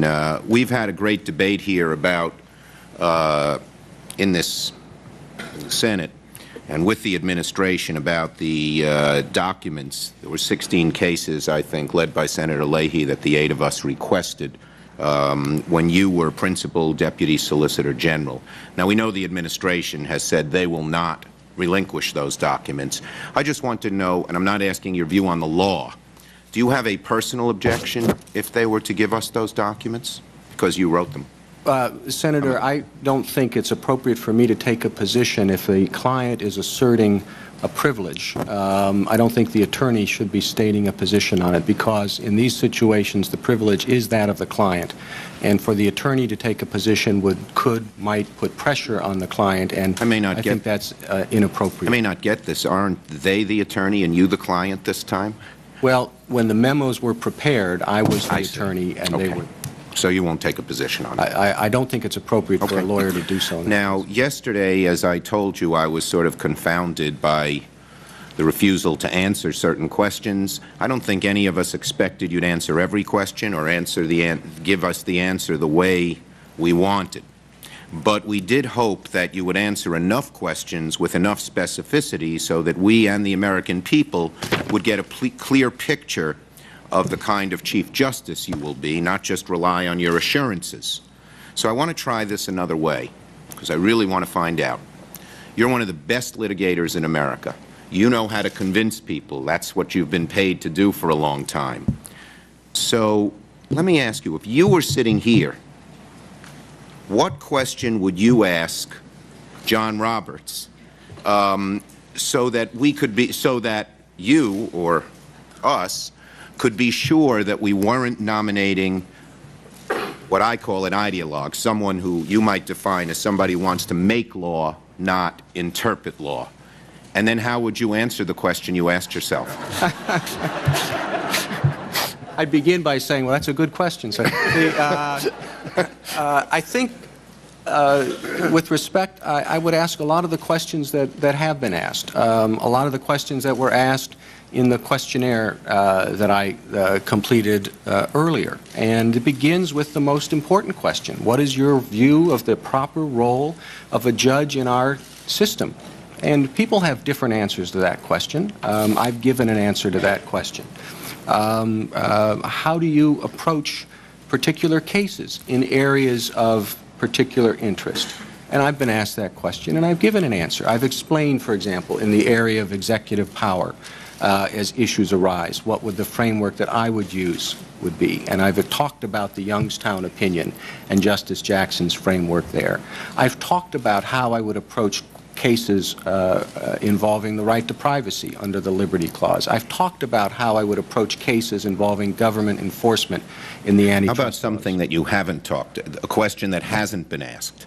Well, since some of us are still unsure. But in other areas, people talk about, and it's personal views on issues. And there again, I think it's important. There may be some nominees who want to share personal views on issues. My reaction has been to emphasize, and I think this tells you about what kind of a judge I hope I am on the Court of Appeals and what kind of a justice I would be if confirmed. And my reaction has been that I set those personal views aside, and so don't consider them pertinent. Other nominees might take a different approach in response to those types of questions. People have asked about particular decisions, and I've talked about decisions in which I've been involved. We've talked about, with Senator Grassley, about the Totten case in which I was involved, others about the Barber case involving Congress's power under the Spending Clause. People have asked very probing questions about my legal positions. What was the position you were advocating in this case, and why? I think it's fair to talk about the record. Any question that you would ask that's been left out? There have been a lot of questions asked and a lot answered. I can't think of any that, you know, I expected people to ask me about this and it hasn't been asked. I think... So I guess we did a better job than we think we did, right? I think the committee has been very effective over the last several days in learning a lot about me. I think in the process of meeting with the senators before, and I was quite serious when I said I appreciated how accommodating everyone had been in sitting down with me. I think people learned a lot about me. I think you can learn a lot about me from looking at the 50 opinions I've written. You can learn about... Let me, if I might. I want to go back to the Commerce Clause, which bothers me, as you know. Again, apart from anybody's view, do you agree that the Congress has the power under the Commerce Clause to regulate activities that are purely local, so long as Congress finds that the activities exert a substantial economic effect on interstate commerce? If the question, and this is where the issue comes up, is whether or not, and the Court has addressed it, the activities are commercial. If the activities are commercial in nature, you get to aggregate them under Wickard against Filburn that we've talked about. You don't have to look at just that particular activity. You look at the activity in general. Where the dispute and issue has come in is whether the activities are commercial. That's where the disagreement, or the point I was trying to make in the infamous or famous Toad case. I was saying if you should look at this as commercial activity, then you can... Do you believe Congress deserves a great deal, this is in reference to some of the things Senator Specter talked about, that Congress deserves a great deal of deference when it decides something is commercial and has findings to that effect? I do, Senator, and I think that is the basic theme that runs through the Court's Commerce Clause jurisprudence.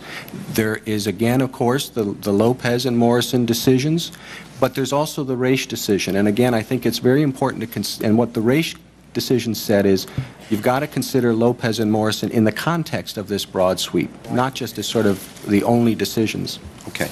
Let me ask you then this hypothetical, and that is that it came to our attention, Congress's, through a relatively and inexpensive, simple process, individuals were now able to clone certain species of animals, maybe an arroyo toad. Didn't go over it, didn't pass over state lines. You could somehow do it without doing any of that. Under the Commerce Clause, can Congress pass a law banning even non-commercial cloning? I appreciate it's a hypothetical, and you will as well, so I don't mean to be giving binding opinions, but it would seem to me that Congress can make a determination that this is an activity, if allowed to be pursued, that is going to have effects on interstate commerce. Obviously, if you are successful in cloning an animal, that's not going to be simply a local phenomenon. That's going to be something people are going to... So we can leave it at that. That's a good answer as far as I'm concerned. Okay, what I'd like to do is say a few concluding words here with a final request. First, I want to thank you for holding up so well during the 3 days of grueling questions. Many of us on this committee, probably every one of us, some more than others, has been wrestling with how to vote on your nomination since well before the hearing started, and of course now that process has accelerated. I, for one, have woken up in the middle of the night thinking about it, being unsure how to vote. Now, I think my colleague from Delaware was onto something when he called this a roll of the dice. But this is a vote on the Chief Justice of the Supreme Court. You will, in all likelihood, affect every one of our lives in many ways for a whole generation. So this isn't just rolling the dice. It's betting the whole house. And I thought I'd share with you some of the thoughts of some of us with important questions. There are pros and cons. On the pro side, first of all, is your brilliance. You have an amazing knowledge of the law. You spent 3 days here talking of so many aspects of it without any paper in front of you, without a single aide coming over and whispering in your ear or passing you a note. Your knowledge of law and the way of presenting it's a tour de force. You may very well possess the most powerful intellect of any person to come before the Senate for this position. Second, on the pro side, is that you seem to be a lawyer above all. You've devoted your entire life to the law, and it's clear that you love it. Most people in that position tend not to be ideologues. They'll follow the law wherever it takes them, regardless of the consequences, and you have repeatedly professed that to be true for you. But given that you've spent most of your legal life representing others and your limited tenure on the Court of Appeals didn't allow you to rule on very many non-technical cases, there's not a long enough track record to prove that point. The third, and perhaps the most important, at least to me, is your judicial philosophy of modesty and stability. Such a theory respects precedent, the Congress and other judges' opinions. Modest jurists tend not to be ideologues, and many of us on this side of the aisle would like the Court to maintain, and in cases related to the Commerce Clause like Morrison, increase its modesty. But in complicated decisions like this one, there's always a counterpoint, even on the modesty question. Yesterday you said that the decision of Brown v. Board could be described as modest. Brown v. Board was breathtaking. It was wonderful. It reversed 80 years of accepted but bad law, yes. But modest?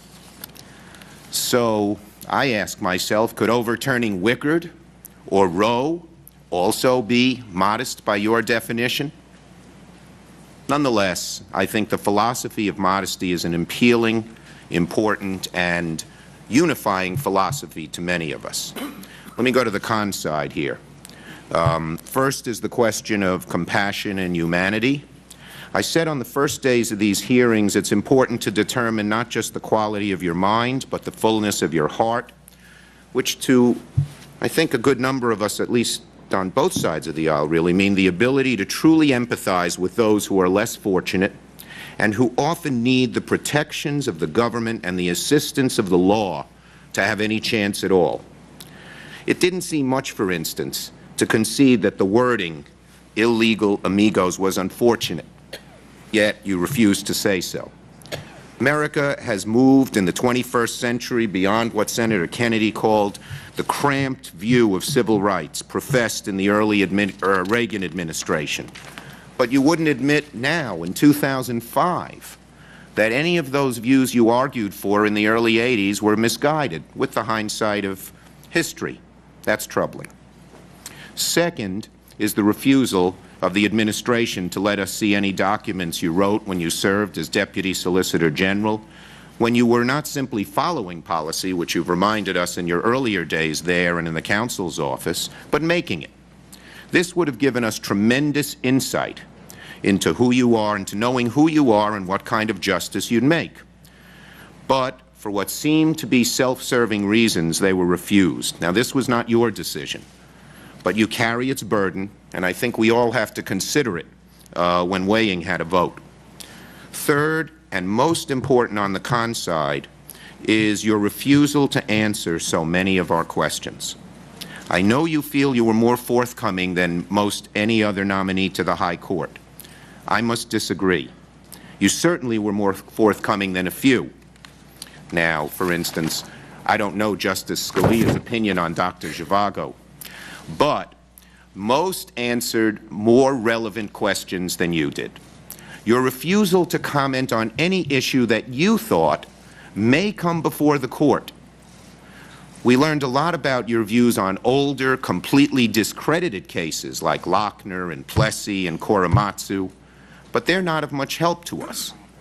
What we need to know are the kinds of things that are coming before the court now, and it makes it hard to figure out what kind of justice you will be, particularly in light of the fact we have little else to go on. You did speak at length on many issues and sounded like you were conveying your views to us. But when one went back and read the transcript each evening, there was less than met the ear that afternoon. Perhaps that's a job of a good litigator, but in too many instances it didn't serve the purpose of the hearing. Having said that about documents and questions, obtaining documents and answering questions are a means to an end, not an end in itself. In some cases, like Miguel Estrada's nomination, we had no knowledge of his views, so we couldn't vote. But here there's clearly some evidence. So now we must take the evidence we have and try to answer the fundamental question. What kind of justice will John Roberts be? Will you be a truly modest, temperate, careful judge in the tradition of Harlan, Jackson, Frankfurter, and Friendly? Will you be a very conservative judge who will impede congressional prerogatives but does not use the bench to remake society, like Justice Rehnquist? Or will you use your enormous talents to use the court to turn back a near century of progress and create the majority that Justices Scalia and Thomas could not achieve? That's the question that we on the committee will have to grapple with this week. And over the next week, if you have any more information that could help us answer this question, I think every one of us would welcome it. Thank you, Judge. Mr. Chairman. Senator Schumer. Mr. Chairman. Wait just a minute. I'll recognize you in a moment. Judge Roberts, Senator Schumer has postulated quite a number of questions in his last soliloquy, but they're summarized in what kind of a justice he'd be, and I think you're entitled to respond to that if you care to do so. That was going to be my request. I think well, it would be very important. Go ahead and make your request.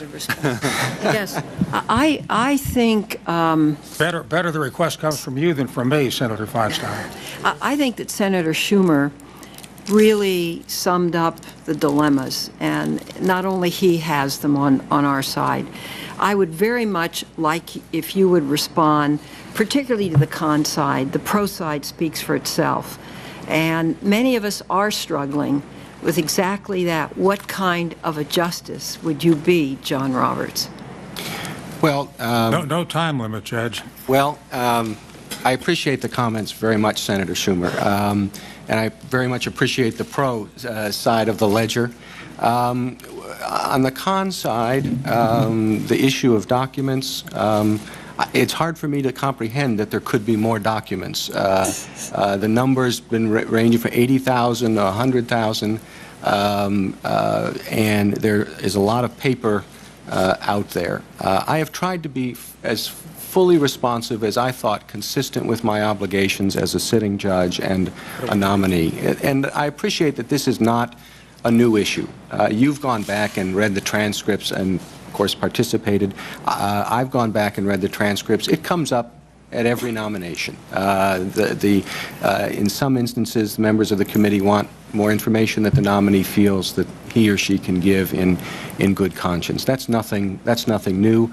I've tried to be as fully expansive as I can be and drawn the line where, as a practical matter, I think it's necessary and appropriate. The basic question, Senator Feinstein, Senator Schumer, what kind of a justice would I be? That is the judgment you have to make. I would begin, I think, if I were in your shoes, with what kind of a judge I've been. I appreciate that it's only been a little more than 2 years, but you do have 50 opinions. You can look at those. And Senator Schumer, I don't think you can read those opinions and say that these are the opinions of an ideologue. You may think they're not enough. You may think you need more of a sample. That's your judgment. But I think if you've looked at what I've done since I took the judicial oath, that should convince you that I'm not an ideologue. And you and I agree that that's not the sort of person we want on the Supreme Court. Beyond that, I have the few days that I've been here, all the documents, the questionnaire. You have not just my opinions, but my briefs. I think those also help show what kind of a judge I would be.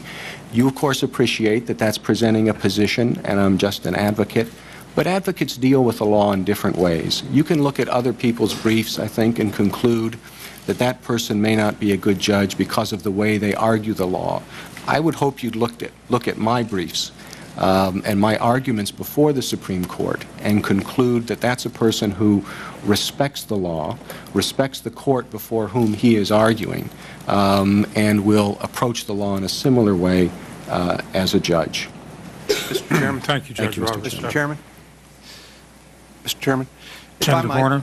If I might have 3 minutes, I just want to ask the witness to explain the rationale, as he understands it, for the privilege. Senator Cornyn, you're recognized for 3 minutes. Thank you.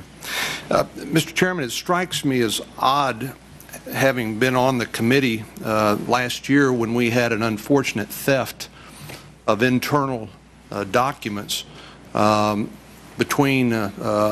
were written by staffers of individual senators, and which were then published to the outside world. And there was bipartisan outrage over that, and we, as I recall, referred that matter for investigation and possible prosecution. But surely if the legislative branch is entitled to confidential communications between our lawyers and us, so we can do our jobs and get candid advice, the executive or the president is entitled to the same sort of confidential and candid communications. And Judge, this is the question. I don't want anybody to be under the misapprehension that that number one, it's within your power to produce additional documents. It's hard to imagine there are in addition to the 100,000 that have already been produced.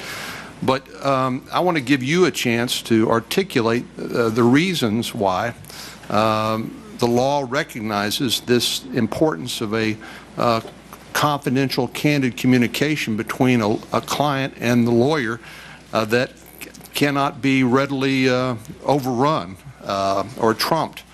And would you give that a shot, please? Well, I mean, certainly the basic attorney-client privilege goes back centuries, and there have been eloquent expressions of its value in the Supreme Court. I think of the Upjohn opinion from 1981 in the Supreme Court, and other classic expressions. And the idea is that if we want people to benefit from the advice that lawyers can give. We have to ensure that they feel perfectly free to communicate and exchange their views with their lawyer without fear that that would be reviewed and used to their prejudice. Carried forward to the point that we're talking about now, you have to have a candid exchange among lawyers in presenting cases to the court in order to effectively represent your client, whether your client is the government of the United States or a private company. And that type of a debate, which often involves pointing out inconsistencies in the decision, even flaws in your own legal position. Say, this is the argument, but this part of the argument is really quite weak, and we have to be worried about that. Those sorts of things you do need to thrash out and discuss and elaborate on, and yet if that was then revealed to your adversary or to the court, it would obviously prejudice the presentation. And if those things were going to be regularly revealed, people wouldn't make those types of analyses and judgments. They wouldn't say, this is a weak argument, what are we going to do about that? Should we really make that argument? That would not commit those to writing, and the adequacy of the legal counsel and advice would suffer, and the role of the advocate before the court in vindicating the rule of law on which the courts rely would also suffer. Mr. Chairman, it may already be part of the record, but if it's not, I would ask unanimous consent at this point in the record that we would make the letter of former Solicitor Generals appointed both by Democrat presidents and Republican presidents who agree that these Solicitor General memos should remain protected by the privileged part of the record. Without objection, so ordered. Senator Durbin, you're recognized for 20 minutes. Thank you very much, Mr. Chairman. Judge Roberts, again, thank you. And you may be nearing the end of the process, which I'm sure is a great relief to you and your wife and friends. Let me first address Senator Cornyn's point. The memos that were stolen from offices of the senators on this committee, stolen by a Republican staffer who was discharged. That case was turned over to the Justice Department. I sent a letter to the Attorney General yesterday applauding the fact that the Justice Department had in fact successfully prosecuted in Massachusetts a person who had hacked in and stolen the telephone records of Paris Hilton. And I asked the Attorney General to please ask our special counsel in this case to take a look at the precedent of the Paris Hilton case and see if he can perhaps protect our records as much as we want to protect that poor young lady's telephone records. The second aspect I'd like to raise is this. Many of these documents we're talking about have been given before. Justice Rehnquist offered similar documents to the committee for consideration. So it's not unprecedented for us to ask, nor for the government to produce them on a voluntary basis, no theft involved. If I could clear up a couple other things that have been raised, I read and reread the sentence which you and Senator Kennedy debated about the EEOC, and I want to read it again, conceding the fact that the word un-American is in quotes and clearly refers to something else. But the sentence in your memo reads in its entirety as follows. We should ignore that assertion in any event, as well as the assertion that the EEOC is un-American, the truth of the matter notwithstanding. Now, those are your words, but for the quoted un-American. What did you mean when you say the truth of the matter notwithstanding? It suggests that you agree with that conclusion. Well, the first part of the sentence refers to that assertion, and that assertion was the assertion that President Reagan had promised to abolish the EEOC. That was the issue that I said in the memorandum I had been unable to determine whether that was accurate or not. It was the truth of that matter, of that assertion, that I couldn't verify. The reference to un-American was not my language. It was the language of the person who complained and said, you need to do something about the EEOC. And our response was, what we're going to do is make sure that the EEOC is not interfered with because of your complaints. Now, he may have felt that he was being treated in an un-American way and wanted something done about it, but it was not my view. And again, the language was in quotes to make clear that it wasn't my view. I don't question the fact the language was in quotes, but I think there is at least some ambiguity in what was said. It might have been said more precisely if it did not truly, if the conclusion that we're suggesting doesn't reflect your views. If I could, I'd like to return to a discussion that we had yesterday about a very fundamental question. It was I asked you yesterday about a case that you handled as an attorney involving a large HMO, in which you advanced a very narrow reading of an Illinois state law. Had your position prevailed, millions of American families stood the risk of losing coverage for their health insurance.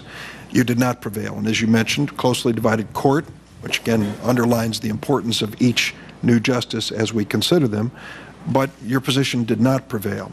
Let me read what you said to me in response.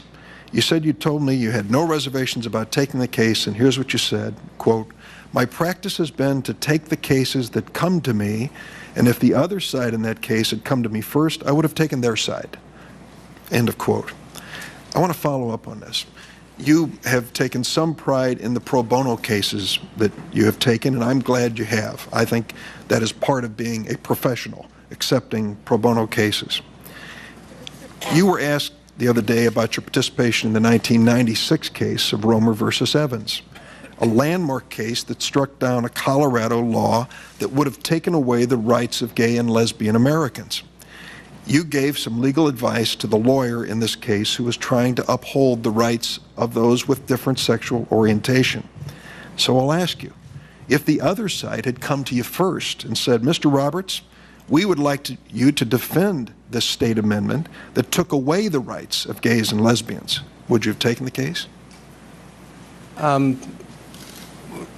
It's a hypothetical question. Of course, I think I probably would have, Senator. I actually have done pro bono assistance for states on a regular basis through the National Association of Attorneys General. And if I'm remembering right, the state would have been the other party in that case. I think that's right. Through the State and Local Legal Center, I participate in moot courts for the states on a regular basis, and a big part of my practice was representing states. So if a state, in that case Colorado, had come to me and said, "We have a case in the Supreme Court, would you defend it?" Again, I can't answer without knowing the full details and all that, and I have to look at the legal issues, and I would not and never have presented legal arguments that I thought were not reasonable arguments. Doesn't necessarily mean they're going to prevail, and I've certainly lost my share of cases, but it has not been my general view that I sit in judgment on clients when they come to me. I view that as the job of the court when I was a lawyer,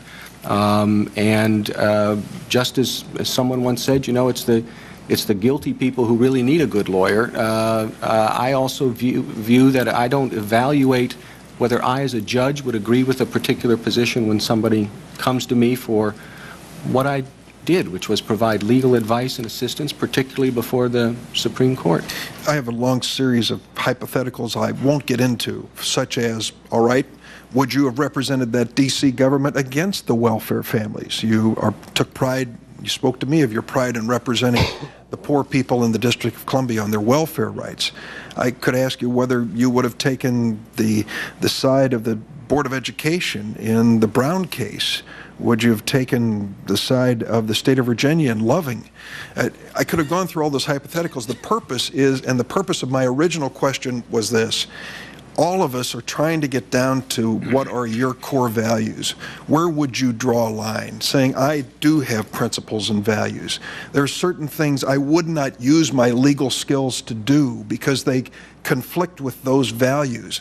If this is just a process, a legal contest, and you'll play for any team that asks you to play, it raises a question about where would you draw the line, if you would ever draw the line. And I think that is why I've asked this question, and I want to give you an opportunity now to tell us. Senator Feinstein asked a little earlier today about the Plyler case. You came a little bit further than you did last night in saying, and I think this is a very safe assertion, children deserve an education. That is not exactly that isn't a headline. But I think that what I'd like to get to is the original question here. As a lawyer, do you have standards and values as to the causes and beliefs that are so important to you where you would draw a line? Well, let me try to answer it this way, Senator. People become lawyers for different reasons, all perfectly good and noble and legitimate. People who are interested, for example, in protecting the environment often will go into the law and practice environmental law because they think that's an effective way to advance a cause in which they passionately believe. People who are committed to the cause of civil rights may become lawyers and become civil rights lawyers and present and press those causes because they're causes in which they passionately believe. I became a lawyer, or at least developed as a lawyer, because I believe in the rule of law. It was the point I was trying to emphasize in my opening statement, that all of these other areas, you believe in civil rights, you believe in environmental protection, whatever the area might be, believe in rights for the disabled, you're not going to be able or effectively to vindicate those rights if you don't have a place that you can go where you know you're going to get a decision based on the rule of law. It was the point I was making with respect to the Soviet Constitution, filled with wonderful sounding rights, absolutely meaningless, because people who suffered under that system had no place they could go in court and say, my rights have been violated. That's why I became a lawyer, to promote and vindicate the rule of law.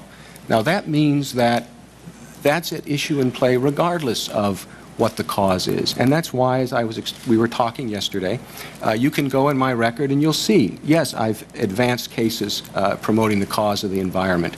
As I was discussing earlier, I've been on both sides of the affirmative action issue. Take even technical areas like antitrust. I've defended corporations, I've sued corporations. In each case, I appreciated that what I was doing as a lawyer, particularly as a lawyer before the Supreme Court, was promoting the rule of law in our adversary system. And I viewed that as, I appreciate that to some they may say, well, that sounds like you're a hired gun, to be disparaging. You're going to take the side of whoever comes in the door first.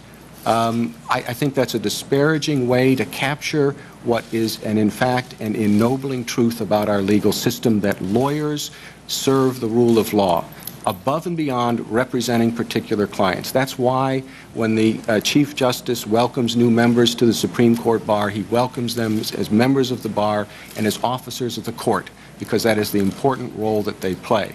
That has significance for what types of arguments they can present and how they can present them. Well, if I might say, Judge, if you've made one point many times over during the course of the last 3 days, is that as a judge, you will be loyal and faithful to the process of law, to the rule of law. I think that is without question from what you've said. I accept that on its face. But the questions which we continue to ask you really try to go beyond that. Because I said at the outset that I thought one of the real measures as to whether or not you should be on the Supreme Court goes back to a point Senator Simon had made. Would you restrict freedom in America, or would you expand it? When you are defending gays and lesbians who are being restricted in their rights by the Colorado Amendment, you are trying, from my point of view, to expand freedom in America. That, to me, is a positive thing. That's my personal philosophy and point of view. But then when you say, if the state would have walked in the door first to restrict freedoms, I would have taken them as a client too. I wonder, where are you? Beyond loyalty to the process of law, how do you view this law when it comes to expanding our personal freedom? Is it important enough for you to say, in some instances, I will not use my skills as a lawyer because I don't believe that that is a cause that is consistent with my values and belief? That's what I've been asking of. Well, and I had someone ask me in this process, I don't remember who it was, but somebody asked me, you know, are you going to be on the side of the little guy? And you obviously want to give an immediate answer, but as you reflect on it, if the Constitution says that the little guy should win, the little guy is going to win in court before me. But if the Constitution says that the big guy should win, well, then the big guy is going to win, because my obligation is to the Constitution. That's the oath. The oath that a judge takes is not that I'll look out for particular interests. I'll be on the side of particular interests. The oath is to uphold the Constitution and laws of the United States, and that's what I would do. Would you at least concede that you would take into consideration that in our system of justice, the race goes to the swift, and the swift are those with the resources, the money, the lawyers, the power in the system, and that many times the powerless, the person who has struggled and clawed their way to your courtroom, went through a wall of adversity which the powerful never had to face. Is that part of your calculation? Absolutely, and it's again what's carved above the doors to the Supreme Court, equal justice under law. And the judicial oath talks about doing justice without regard to persons, to rich and to poor. And that, of course, is critically important. You do have to appreciate that there are going to be interests who, for one reason or another, don't have the same resources as people on the other side. The idea is not to give the case to the side with the best resources, the side with the best lawyers, the side with the most opportunity to prepare it and present it. It is to decide the case according to the law and according to the Constitution. And as a case after case in the Supreme Court shows, that's often the prisoner who's sitting in his cell and writes his petition out longhand. Sometimes the Constitution is on that person's side and not on the side of the corporation with the fancy printed brief. But the judge's obligation is to appreciate that the rule of law requires that both of those be treated equally under the law. Judge Roberts, thank you very much. Mr. Chairman, thank you. Thank you, Senator. Thank you, Senator Durbin. Judge Roberts, questions will be submitted to you within 24 hours, and you've already stated your commitment to answer the questions, and you can't be totally open-ended because you don't know how many questions there will be, but Mr. Chairman? I have a strong inclination that however many questions there are, you will be able to answer them in appropriate course. We're now going to move into a closed session.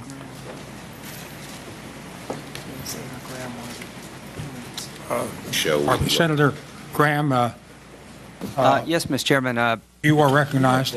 Just for a couple of minutes. I'm trying to compile questions from the past where the answers were very similar to the answers of Judge Roberts about I can't comment, I can't give you, I can't answer your question because it may compromise my integrity. The judge in the future, and I would ask for permission of the committee to get a chance to organize this because there's so many volumes. And what I would like to be able to demonstrate to the committee that the pattern that he's displayed in terms of saying I can't give you an answer because it may disqualify me is not unique to the Senate and very similar to past nominations, and got some examples of that. But if I may, and I know we've been here and Lord knows this guy's been through the ringer, I just want to comment a little bit about an unhealthy area I think we find ourselves in the last hour. Most of us are lawyers, and I would hate to be judged by the people I've represented in the past totally. I've represented some people that are not very nice, but I gave them my all. I've represented people on Air Force bases that were so unpopular, Judge Roberts, that no one would eat with me because it was my job as the Area Defense Counsel to represent that person. Your heart. Nobody can question your intellect because it would be a question of their intellect to question yours. So we're down to the heart. And is it all coming down to that? Well, they're all kind of hearts. They're bleeding hearts, and they're hard hearts. And if I wanted to judge Justice Ginsburg on her heart, I might take a hard-hearted view of her and say she's a bleeding heart. She represents the ACLU. She wants the age of consent to be 12. She believes there's a constitutional right to prostitution. What kind of heart is that? Well, she has a different value system than I do. We didn't give him a But that doesn't mean she doesn't have a good heart. And I want this committee to understand that if we go down this road of putting people's hearts in play, and the only way you can have a good heart is adopt my value system, we're doing a great disservice to the judiciary. Thank you.